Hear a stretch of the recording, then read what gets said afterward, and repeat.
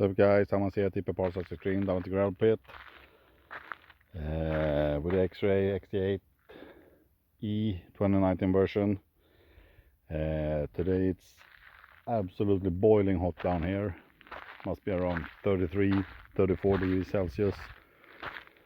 Everything just stands still, no wind or whatsoever. So it's just gonna be a super quick bash. They have redone a lot, and to be honest,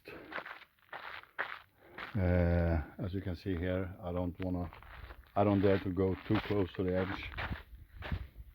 You can see here, whoops, you can see the cracks. Yep, there we have it.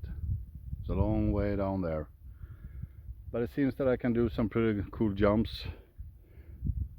Maybe one off here and land down there, and then just some small bashing around here, and we will see. So it's just gonna be a super quick one. It's way too hot, so we shall see how this beast does today.